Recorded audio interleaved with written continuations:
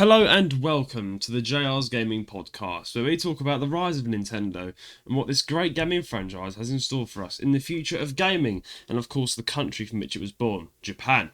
I'm your host, Judah Terry, and I'm joined by me, myself, and I today, folks. It's just me today on the podcast. It's always a bit weird when it's just me in the studio. It's like, I've got no one to like bounce off of. I can't have a conversation about me dying on coffee and complaining about my week to. It's just me and my thoughts.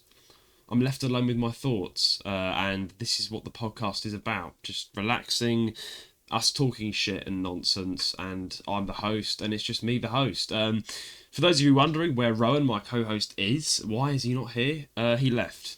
He left the podcast. I'm joking. I'm not. Fuck, that's just bullshit, isn't it? I'm playing around with you guys. No, he's actually.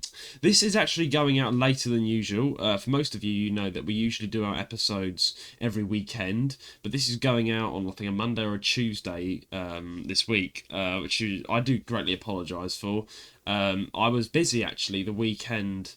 This weekend, Saturday and Sunday. I'll explain what I was doing in a second. But of course, that meant that I couldn't record. And then I said to Ryan, why don't we record next week instead, on Monday or Tuesday? But he's busy. He's seeing friends and things and, finishing up a few things before he starts college again, because he does college. I did ask the rest of the team if they'd be down to do an episode. But look, everyone is not free right now in the team. Everyone's busy. Apart from me, so it's just me today, guys. That's why it's just a solo. But some of you like the solos, I guess. If I'm your favourite host of the podcast, then you're gonna love this because it's just me. I'm joking. You should love both of us. We are the JR's gaming podcast. But anyway, what have I been doing this week? Two things I've written on the plan here. This week I actually have been went out drinking. I went out drinking last night with my friend Matt, who's actually come onto this podcast. Went out drinking in the city. We were supposed to meet on Saturday. That was the original plan. But something came up. So, we arranged to meet on Saturday, go for some drinks. And then, I don't know, someone in his family had an unexpected barbecue planned. And he had to help out with the barbecue. So, we had to, just not meet up on that day. So, yeah, Sunday, yesterday, I'm recording this on Monday, I went out drinking. I had a considerable amount and got very drunk, and I feel shit. I feel extremely shit right now. I feel very hungover.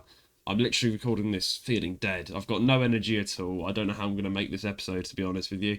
Woke up with a thumping headache, as you do after a night out, and took the paracetamol, had the coffee to detox the body. Don't know if you knew about that, guys, but apparently coffee detoxes your body. So drink coffee. Not too much of it, obviously, but apparently coffee detoxes your body. Our mum told me about that, and I was like, really? It detoxes your body? That's good, isn't it? So, after a night of drinking lots of alcohol, I feel like I'm healing. I'm having a spiritual coffee healing. I'm speaking nonsense, but you know what I mean. I've had a nice cup of coffee. I still feel shit. I still feel very dead, but that's just what happens. But it was a good night. It was a good night out. Feeling a bit sad, to be honest. I'll be honest. Let me just take a swig of my milk real quick. I am feeling a little sad, a tad sad. Just because the year's gone so fast. I don't know why it's gone so fast. It's just I'm sitting here and it's I've said this before, I think, on an episode. I must have said it before. But it feels like we celebrated Christmas yesterday, literally, or last week. And here we are in August, coming up to fucking September. Literally in 2 weeks, it's going to be September already. That shocks me, It's just, this year's the fastest year. Is it just me? Come on. Please tell me, viewers. Write in if you agree. This year's just gone so fast. Too fast for my liking. I don't think I've had a year go as fast as 2024. So I'm feeling a bit sad that it's going so fast, but hopefully it slows down next year. Hopefully the cogs slow down and 2025 is more of a slower year, so I can actually take a breather after coming 600,000 miles an hour through an entire year. It's nuts. It really is nuts. It's uncomprehendable. But it's the last month of the summer, August in the UK. It's going to start to get cold again at the end of September. Back to the miserable UK weather. Will we have snow this winter? I don't know. I'm talking about winter yet. It's still 3-4 months away. But will we have snow this winter? I don't know. Hopefully we do. It'll make up for the fast time this year. I want a white Christmas. I'm sure Rowan does as well, being obsessed with Christmas. But yeah, that's what I did. I got very drunk, fell down the stairs, and here I am in the studio, right in front of you guys. As for another thing I've done this week, I actually have started playing a game, a well-loved and known game to many, called Yakuza 0. I really, honestly, you guys know, if you're a long-term listener of this podcast, that I absolutely love Japan. Like, I completely adore Japan. It's an amazing country. I've not been, but I've learnt the language for 5 years. I've got Japanese friends. I really want to go. It just looks like such a cool country to go to. Just very retro as well, and also at the same time quite modern. Japan is just a really amazing and interesting and weird and wonderful country that I feel like is amazing. And there's a game called Yakuza 0, and for anyone who loves Japan, I think they should get this game. So it's about Yakuza, and if you don't know what the Yakuza are actually a criminal organisation in Japan. They're the mafia of Japan, if that makes sense. And in the 80s, they were booming. Their business was booming. They were very popular. They were very, like, I think the Yakuza really were very popular back in the 1980s in Japan after World War II. And, they made very good business.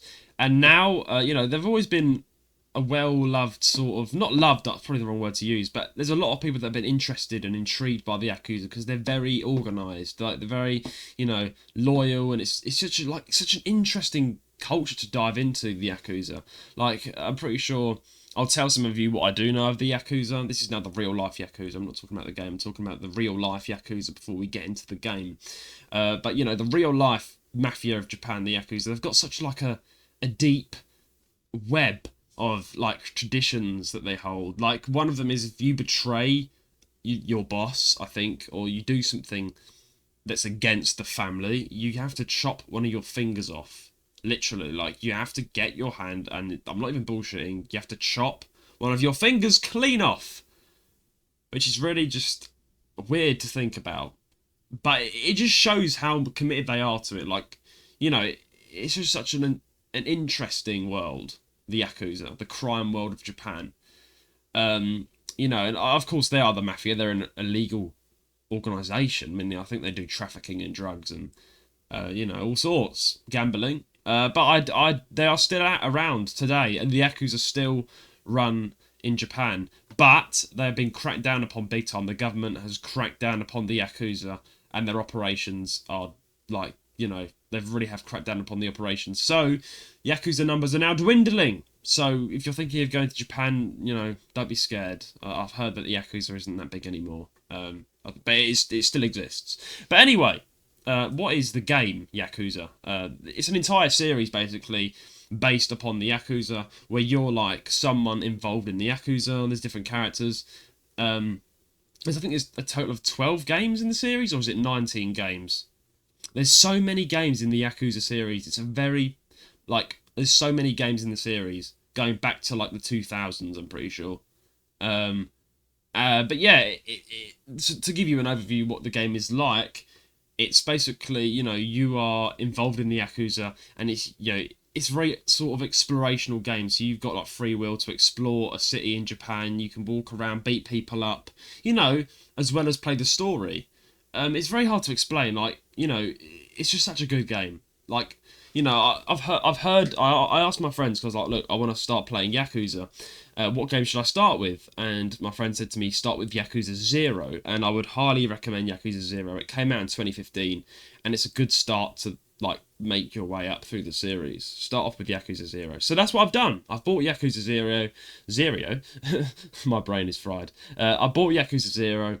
And I'm streaming it. I actually started streaming. I've done 3 streams so far in the new series that I'm streaming on YouTube. So It's gone really well as well. But you know, Yakuza 0 is a really good game. Honestly, like, it's just so fun. It's so goofy as well. It's a very serious sort of storyline.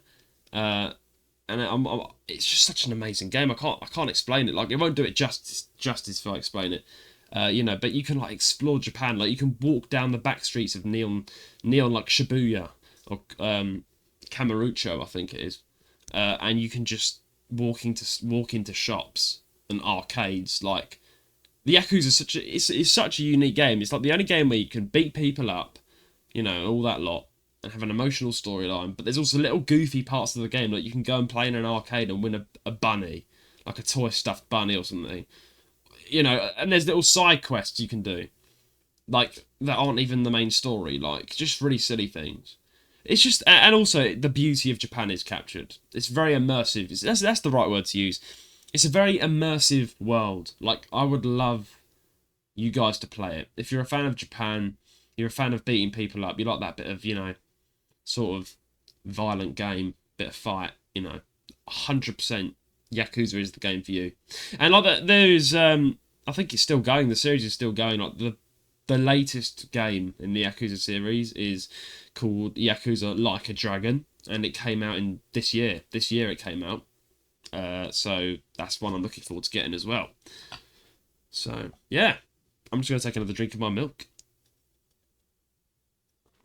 It's so awkward when you're doing a solo episode, because like when I'm taking a drink, I usually let the co-host talk. But like when I drink and there's no one there to talk, it's just like an awkward silence every time I take a drink. Anyway, so that's what I've been doing this week, folks. Not much at all. You know, I went out last night. You know, had a nice party, and then I've been playing and streaming Yakuza 0. So I would highly recommend that you guys, if you're a fan of this podcast, go and check my channel out. It's Judissimo, and it's linked in the description below, where you can see me stream Yakuza. It's a very good game. Anyway, without further ado, I think it's time we head into the news. And again, we're both new to this, you, the listener, and me, the host, because I don't know what the news is. Rowan has kindly, because he's the newsman, has chosen the news, and I'm just gonna look at it, first glance as well. So anyway, right, news of the week. First story this week is titled "Man Sets World Record by Connecting 400 plus working game consoles to one TV." And yes, you heard that right. A man connected 400 plus working game consoles to one TV. That's nuts. It sounds to me like a fucking fire hazard. Don't try this at home, but let's read. One man has set a Guinness World Record for having the highest number of unique working video game consoles connected to one TV. Talk about putting your collection to work. Thanks to our friends at Time Extension for spotting this. Ibrahim AI Nasser. That is a very cool name. I've just got to stop the story there. Ibrahim AI Nasser. I've never heard of that name before. I've heard of the name Ibrahim before. I have a friend and her husband is called Ibrahim. But AI Nasser. AI Nasser. Like, what is this? Like, who named him? Was his parents, like, ChatGPT themselves? Were they robots? Weird. Okay. Anyway, interesting name. From Saudi Arabia has managed to connect 444. Well, that's the final total and consoles, that is. He's managed to connect 444 game consoles, each one different, to a single TV. And every single one works too. Is it a fire hazard? Maybe. But we're more worried about all those wires behind the TV. Though AI NASA has a method for keeping all their cables hidden and tidy behind there. Plus, AI NASA hooks them all up using 30 RCA switches, 12 HDMI switches, converters, and more. Bloody hell. Why? Why? His consoles range from the classics such as the Super Nintendo, N64, PlayStation, and the Neo Geo to more obscure ones such as the Super A-Can and the the Magnavox Odyssey, the world's very first video game console. I wonder if he put the Commodore 64 in there as well. That's pretty sick. The collection has also included arcade cabinets, plug and plays, and computers too. We spied a Steam Deck as well. Bloody hell. So realistically, this collection is only going to get bigger. It's only going to get bigger until his house fucking blows up. That's all I can say. Someone send the fire brigade to this man's house immediately and stop him. Although this bit sounds cool, but like, it's just becoming more and more apparent this is actually what he does. Like, I don't think it's just a stunt. I think he actually genuinely has this all hooked up right now, and he's playing them all at once. Then again, I mean, I get the point, but like, what's the point? What's the point of risking your entire house going up in flames for a name in the Guinness World Book of Record? Like, I don't get world records. I really don't. I just don't. Like, I don't read the Guinness Book of Records, whatever it is, World Book of Records. I don't. I find it boring. The only the Guinness World Book of Records I read was the 2020 edition, and my friend, she bought it for me, like that Christmas of 2020 before COVID hit, and I read it a lot because there was nothing to do in COVID. But you know, the more I looked at the book, I was like, what's the point? Like, this man's got the longest tongue in the world. This man managed to solve a Rubik's Cube while holding his breath underwater. This woman jumped out of a plane and didn't die. Like, you know, it's just like, oh, that's interesting. But the next day you forget. Like, you know, you just forget about it. Like, it's not, like, it's my mini rant here. I don't really care if you've set the record. Like, I might have set the record for being the most stupid idiot in the world. Like, you know, who's gonna care? Like, at the end of the day, you know, just because you've managed to connect 400 consoles to a TV, no one cares. No one really cares, you know, apart from you when your house blows up. But that is impressive, all right. I'll give it to him. That's very impressive. My question is he playing them all at once? I think that'd be more impressive than the fact you can just hook up so many consoles to one TV screen. Like, I feel like I could do that. I feel like if I got enough cables, I could hook up a bunch of consoles to a screen. You know what I mean? You know, I mean, 445, that is impressive. I just don't know what he's thinking, you know. Did he wake up one Tuesday morning and he's like, you know what? Let me hook 445 consoles up to my TV. You know, how much time has he got? You know, the unemployed friend on a Tuesday sort of vibes I'm getting here. But I guess my opinion on this is cool, very interesting. Like, this man needs to be careful. You know, I feel like the next news story is going to be covering this, saying man's house blows up after connecting 444 consoles. It's such a specific number, 444, like 444. What's he trying to achieve? You know, yeah, but yeah, okay. Anyway, kids at home, don't do that. Don't do what he did. You know, I mean, Mr. Ibrahim AI Nasser. Like, if I named my son Mr. You know, Ibrahim AI Nasser, I think he would do the same thing. That is a very outgoing name, meaning the person behind the name will be even more outgoing. So, anyway, I think it's time to move on to the next story. So, story number 2. It reads, rumour. It's a rumour. Game developers supposedly told not to expect Switch Successor in the current financial year. Okay, let's read it. Nintendo has confirmed it will announce the Switch Successor this fiscal year. So when do we expect it to be released? While there's been no official update, GameIndustry.biz head Christopher Dring says the developers he's personally spoken to have apparently been told not to expect it in the current financial year. Here's exactly what he has to say during the latest episode of GameIndustry.biz at Microcast via VGC. He says, "No developer I've spoken to expects it to be launching this financial year. In fact, they've been told not to expect it in the current financial year. A bunch of people I spoke to hope it's out in April or May time, still early next year. early next year, not late.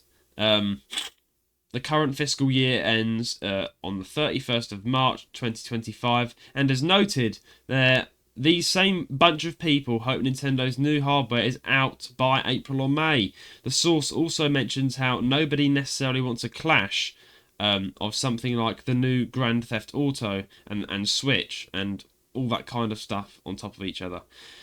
Okay, quite an interesting little story here. So it won't be. It's told not to expect the Switch in the current financial year. I mean, I'm not going to act like I know what that is. I actually don't know what it means when it's talking about financial year. I think it means next year. Is that the expected financial year? And is Nintendo saying don't expect it within the early next year? That's what I'm guessing. Not really much to cover on this story, really, but, you know, just some interesting updates there on the new Switch. I mean, do you think... I guess we could use it as a talking topic. I'm really interested to find out what the new Nintendo Switch console... Is it even going to be a Nintendo Switch? Like, you know, I'm so interested to see what it is, right? Because Nintendo really have topped the market with the Nintendo Switch, the current one that's out. Yes, it's quite shit. I'll be honest. I love my Nintendo. I run a podcast on it. There's so much cool stuff you can do with the Switch. Portability being the main reason. But you know, the hardware is so outdated. So outdated. You know, just super bad. Like, you know, they've got enough money to run a really nice sort of, you know, even the Steam Deck has better hardware than the Switch. You know, we need to update the hardware.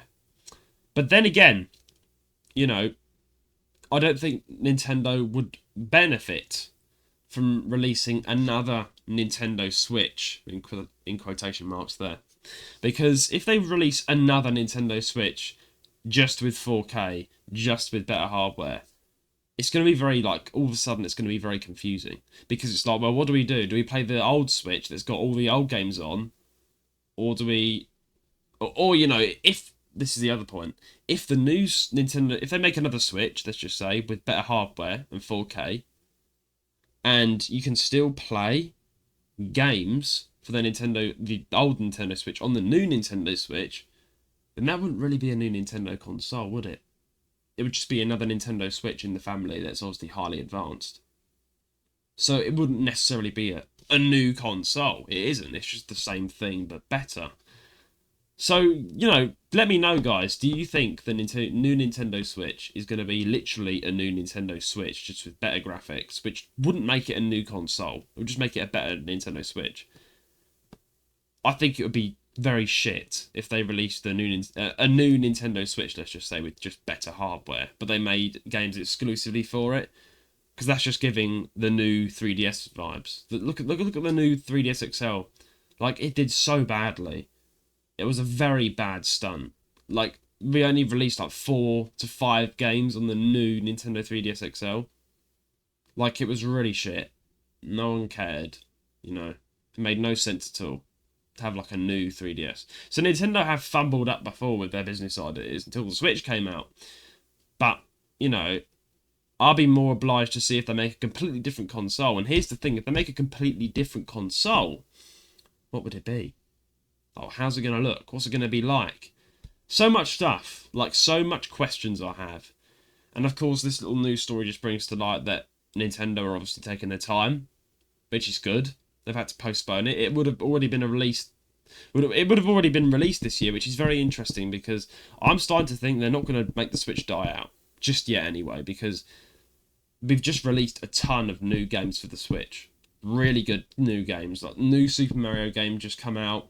What else came out? A new Legend of Zelda game just came out literally in the past month, and that was all scheduled for this year anyway.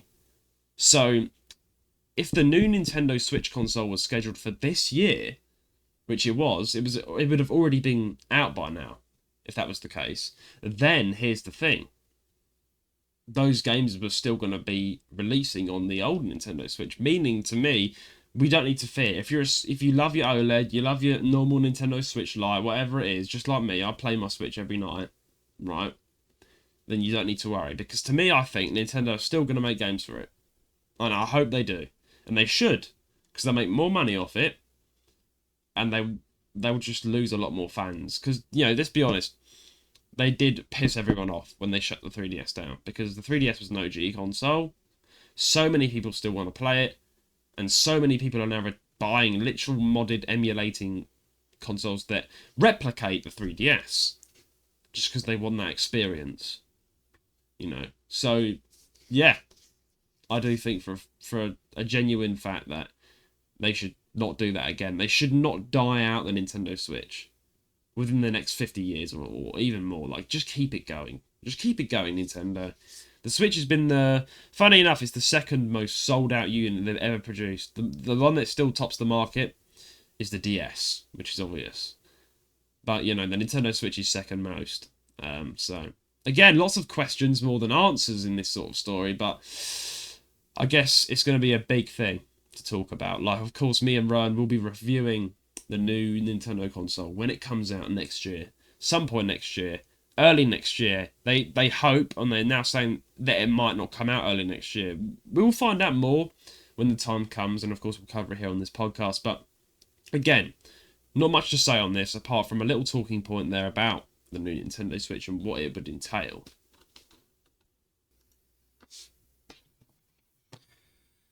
Story number 3. The last story in the news story reads, BullAirs range of Nintendo-inspired sneakers is extremely cool. Right, BullAirs, which is a brand of trainers, has obviously released a Nintendo-inspired sneaker, or well, we call them trainers in the UK, not sneakers, but that's American there. New York City-based clothing and sneaker company BullAirs has recently released a retro-inspired collection, heavily referencing Nintendo's classic consoles, and a new set of pre-orders will be going live this Friday. Thanks, Go Nintendo.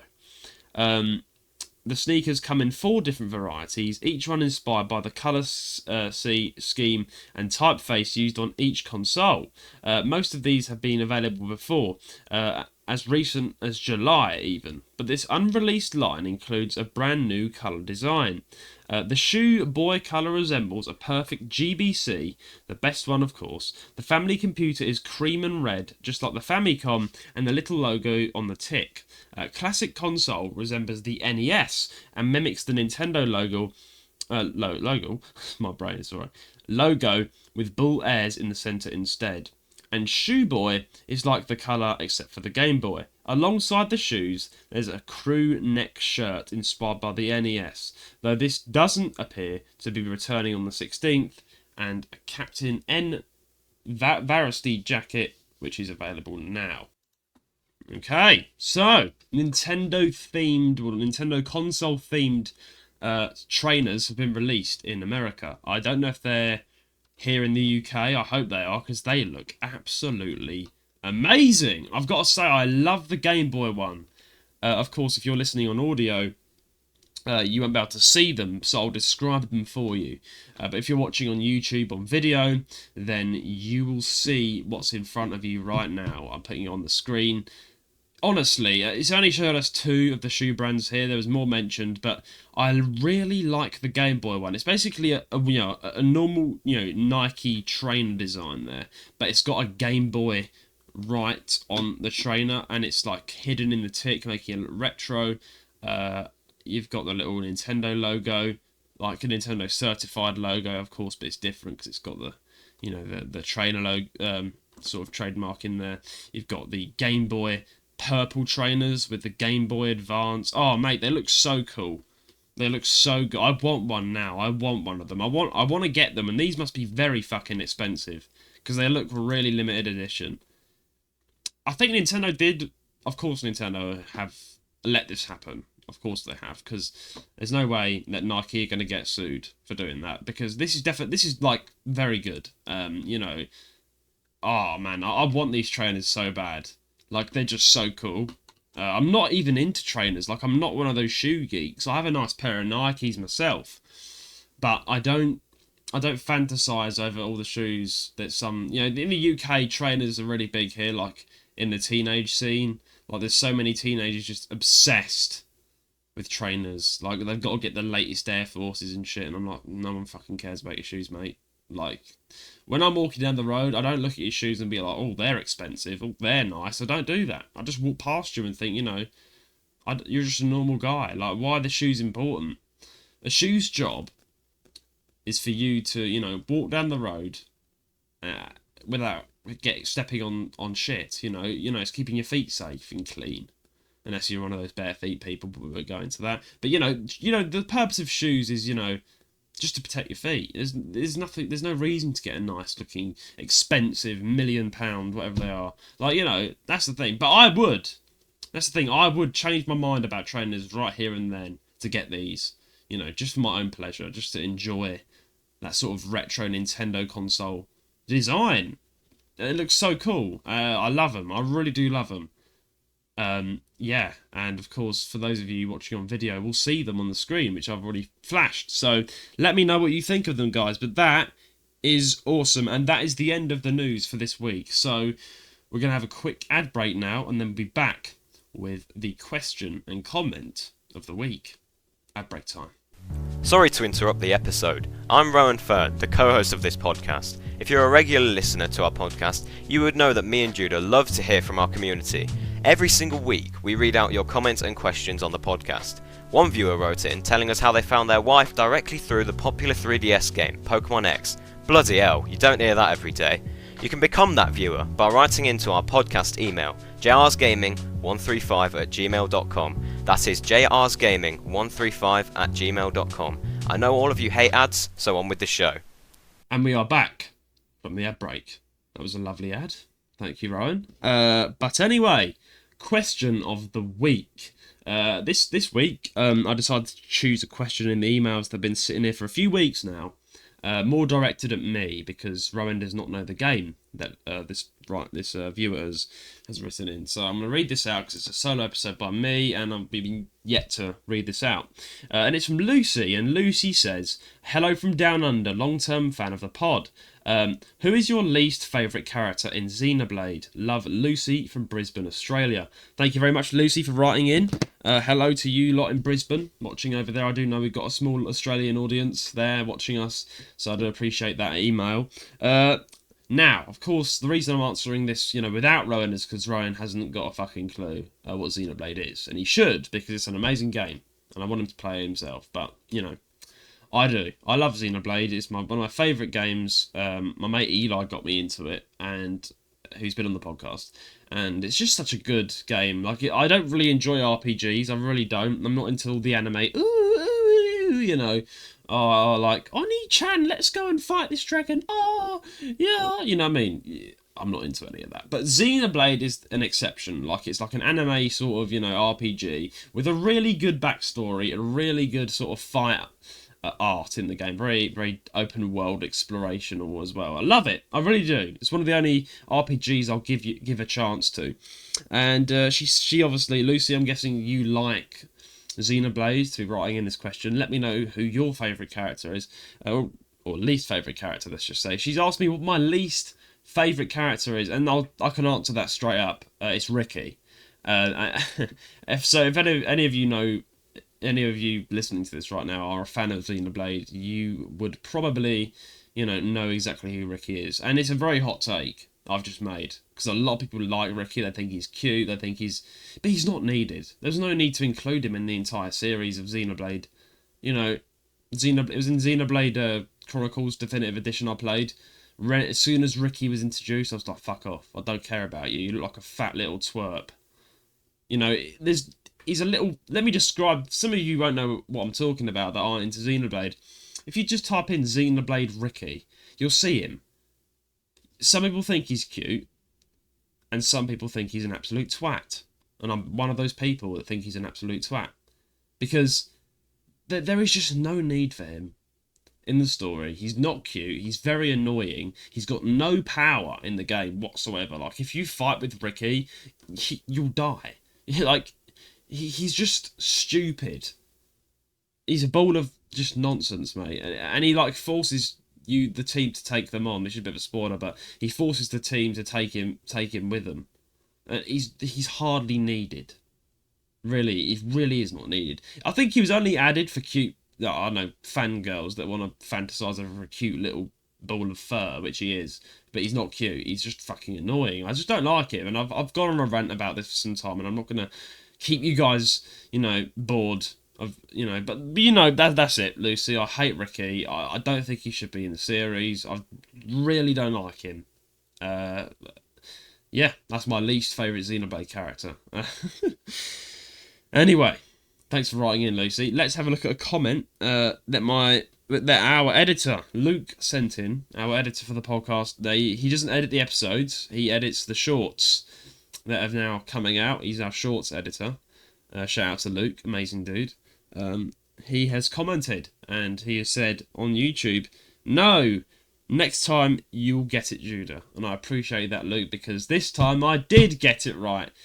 He's referring to the intro. The intro of this podcast. The past 3 episodes I've fumbled it up for some stupid reason. I don't know why, but I did. And this time I've got it right, Luke, so I hope you're cheering along with me like I am. I got it right, and now I've said that, I bet Rowan's going to message me and be like, "Naturally, you made a mistake." And if he is, I'm going to beat him to death with his keyboard, because that's unacceptable. I want to get the intro right. But yeah, that's it, guys. Really, there's nothing more else to say.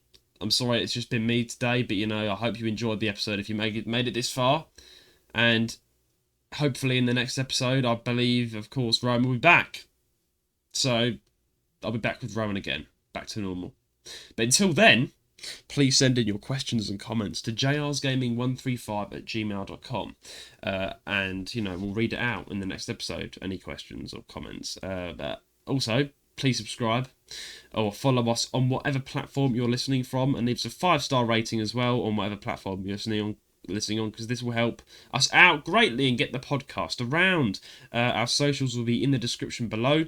Our Instagram, YouTube, Twitter, website and Discord, and our TikTok is now also up and running, so follow that too. It's in the description. But until then, it's a goodbye from me.